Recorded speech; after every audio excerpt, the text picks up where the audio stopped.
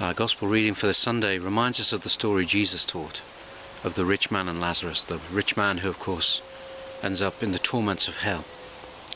And we may ask ourselves, what was his crime? What did he do to deserve this? And in the story from Jesus, all we see is that he failed to notice, failed to see the suffering of Lazarus at his doorstep. And of course, the question put to us is, who are we ignoring? Whose suffering do we turn away from? But there's more to it than this. It is a call to return to our senses. So often we can be buried so deeply in the concerns and pleasures of this world that we lose our heads. We need to be called back to hear and see.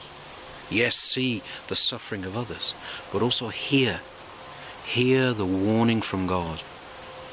In his love for us, God gives us this warning in this world, in this life now. Judgment is coming. This is not a message from an angry God, a punishing God, but a God who cares for us, who loves us, who wishes to call us back. At the end of the story of the rich man and Lazarus, Lazarus begs to be allowed to go and warn his father and his brothers. But he's told they had the prophets, they had the scriptures. If they couldn't hear God speaking to them through this, why would they listen to a man rising from the dead?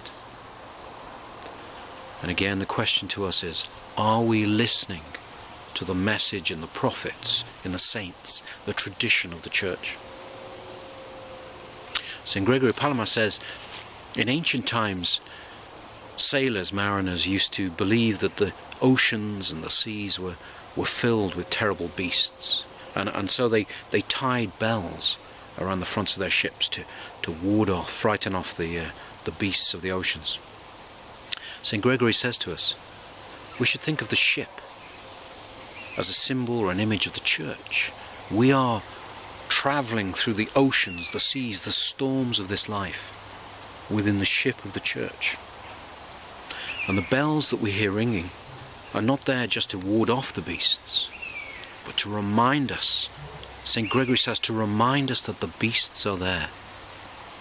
Too often, we not only don't see the beasts, we don't think of the beasts, we even invite them into our hearts. The destructive, wounding beasts of hatred, anger, selfishness, avarice, greed, and so on. Let us hear the bells of the prophets, of the saints, of our holy texts, of the words of our liturgies. Let us hear God speaking to us, speaking to our hearts, here and now, in the time of this life, the short, brief moment of life that we have in this world. Because St. Gregory reminds us, we will remember, every one of us, we will remember those words. We will remember being warned by God that judgment was coming. On the day of judgment, we will recall how God repeatedly warned us, called us back to a life of holiness, of dedication and faith. And in that moment of the day of judgment, will we be like the rich man who cries, laments over how he has ignored what God has said to him? Or will we rejoice? Will we rejoice because we have acted on God's word?